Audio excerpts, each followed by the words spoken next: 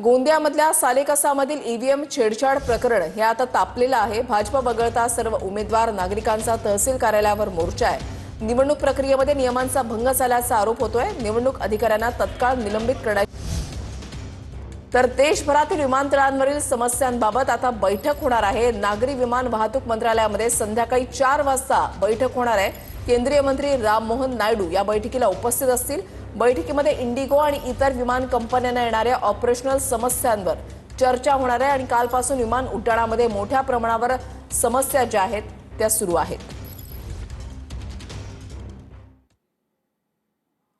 गोंदियामधल्या सालेकसामधील EVM छेडछाड प्रकरण हे आता तापलेलं आहे। भाजप वगळता सर्व उमेदवार नागरिकांचा तहसील कार्यालयावर मोर्चा आहे। निवडणूक प्रक्रियेमध्ये नियमांचा भंग झाल्याचा आरोप होतोय। निवडणूक अधिकाऱ्यांना तत्काळ निलंबित करण्याची मागणी केली जाते।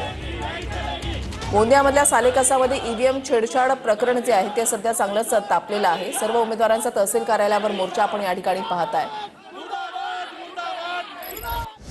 मुंबईतील मालवणी पोलिसांसोबत गुंडगिरी करणाऱ्या आरोपींची पोलिसांनी धिंड काढलेली आहे। पोलिसांनी मालवणी परिसरात आरोपींना कपडे काढून फिरवलेले आहे। 3 दिवसांपूर्वी आरोपींनी मालवणी पोलिसांच्या सोबत गुंडगिरी केलेली होती। ही 2 दृश्य जे आहेत आपण या ठिकाणी पाहताय। 3 दिवसांपूर्वी मालवणी पोलिसांसोबत काही तरुणांनी गुंडगिरी केलेली होती। आता याच तरुणांना अक्षरशः कपडे काढत त्यांची धिंड काढण्यात आलेली आहे। नागपुरात कामठीमध्ये मतदान केंद्रावर गोंधळ घातल्याप्रकरणी गुन्हा दाखल करण्यात आलाय। काँग्रेसच्या नेत्या अवंतिका लेकुरवाळेसह 12 जणांच्या विरोधात गुन्हा दाखल करण्यात आलाय। मतदान केंद्र प्रमुख देवानंद डोळे यांच्या तक्रारीनंतर गुन्ह्याची नोंद करण्यात आलेली आहे। मतदान बंद करण्याची मागणी करत धमकी दिल्याचा आरोप आहे। आई वडिलांसह फडणवीसांची भेट घेतलेली आहे। पोलिसांकडून योग्य सहकार्य होत नसल्यानं फडणवीसांची भेट घेतल्याचं दमानी यांनी म्हटलंय। आयपीएस अधिकारी नेमून तपास होईल। फडणवीसांनी आश्वासन दिल्याची माहिती दमानी यांच्याकडून देण्यात आली आहे। सरकारी वकील दिला जाणार आहे असं अंजली दमानिया यांच्याकडून सांगण्यात आलंय।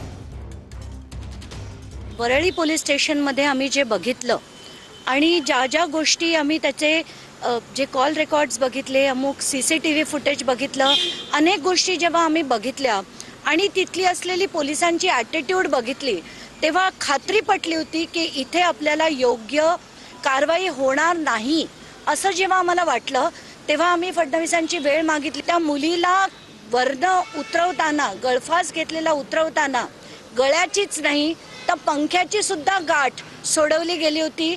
हे अतिशय सस्पिशियस होतं। 11 मिनिटात जे झालंय ते कुणाच्याही बुद्धीला न पटण्यासारखं होतं। तुमच्या मार्फत सगळ्या जनतेपर्यंत अनेक प्रश्न पोचावेत असं आम्हाला वाटतं, पण गेल्या 40 वर्षाचा माझा अनुभव पाहिला तर आरोपीशी संबंधित असणारे अनेक दलाल हे आम्ही काय माहिती घेतली याच्याच मागे टेहाळणी करत असतात आणि त्यामुळे आम्ही काय बोललो हे तपशीलवार सांगणं मला योग्य वाटत नाही आहे। परंतु जे मुद्दे सगळ्यांच्या मार्फत, तिच्या आईवडिलांच्या मार्फत आलेले होते ते सगळे मुद्दे आम्ही मांडलेले आहेत आणि आम्हाला अशी आशा आहे की उच्चस्तरीय तपासामध्ये जे मुद्दे बाजूला राहिले असतील तर त्याचा समावेश केला जाईल। जे आम्हाला प्रश्न होते की ते सुटत नव्हते ते आम्ही त्यांच्यासोबत बोललो।